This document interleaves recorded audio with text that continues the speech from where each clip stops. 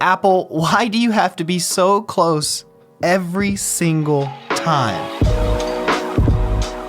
What's going on, guys? Zak Kincaid here, and Apple recently had their spring-loaded event, which had a plethora of items come forward. We finally got the AirTags, we got the M1 iMac, which, to be honest, I think is pretty ugly, and the crown jewel of the entire event was the purple iPhone 12. No, I'm just kidding. It was the iPad Pro with the new M1 chip, especially the larger Pro with the Liquid Retina XDR display. Now, this is very exciting for multiple reasons, but mainly because we've seen the performance the M1 chip has in the MacBook Pro, and we know that these iPads are about to be blazing fast. They brought on several developers from multiple companies to talk about just how mind-blowing this iPad is when it comes to speed. So the iPad is finally a Pro device, correct? No.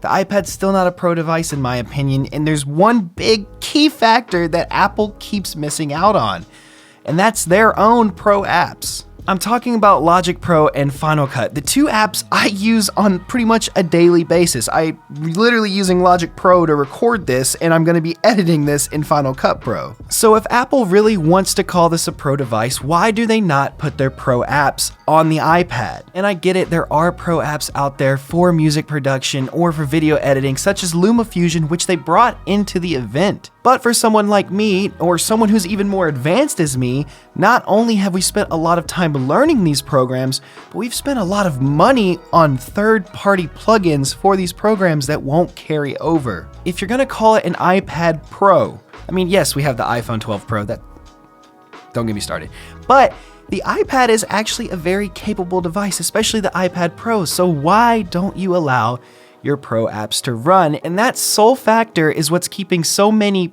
pros from actually switching to that kind of workflow. Yes, there's people like Henny the Business who have perfected the iPad mobile workflow when it comes to music production and video editing, but even he is looking forward to the Apple Pro apps, and we've just never gotten them. It just doesn't make sense, especially with the larger iPad that has the XDR display. They're talking about how color accurate it is, and I get that works for photo, but come on. You're talking about how it compares to the Pro XDR display, which is known for people to use like when they're doing color correcting in video, and yet you don't have your Pro Video app. It makes no sense, Apple, and that is the reason that I don't think this iPad Pro is worth it yet. Now, that being said, WWDC is coming up later this summer, and there could be some good news coming. The Twitter handle Leaks Apple Pro has actually stated that a very reliable source of theirs has confirmed that Logic Pro and Final Cut will be coming to the iPad Pro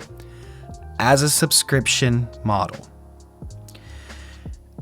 Again, I started this entire video with saying, Apple, you are always so close to making people happy and giving them exactly what they want, but you always miss the mark. Why would you do a subscription model? For new users, that would be cool. So you don't have to invest all of the money up front. You could just pay like $2 or $3 a month like you do for Apple Arcade. It's probably gonna be more than that, let's be real, but you get what I'm saying. But for someone like me, someone who has paid the money for all of your programs, which sounds ridiculous now that I think about it, why would I want to give you more money? The answer is, I don't. So we'll have to keep our eyes peeled for WWDC this summer, but for now, I don't think I can get behind saying that the iPad is a Pro device just yet. Can you do Pro work on it? Yes. Is it a Pro device? It's just such a gray area, so I would not recommend buying that if you're looking to do video or music production currently, and it's gonna be your only setup. But let's just say my prayers are answered and WWDC comes with some great news that I can get Logic Pro and Final Cut Pro on an iPad. All of my plugins will carry over, and since I've already bought it, I don't have to pay a subscription. It's a lot to ask, but if you do that, Apple, you may have just sold an iPad Pro. Anyways, that's it for this one. If you've enjoyed this video, go ahead and leave it a like. Subscribe to stay up to date with new videos. You might see a review of an iPad Pro if they make my dreams come true. And also, leave a comment down below if you think the iPad Pro is worth it. I may be completely wrong, but I think a lot of people who already have a workflow established are gonna have a very hard time moving to the iPad Pro until those apps come over. Thank you guys so much for watching, and I'll see you in the next one. Take care.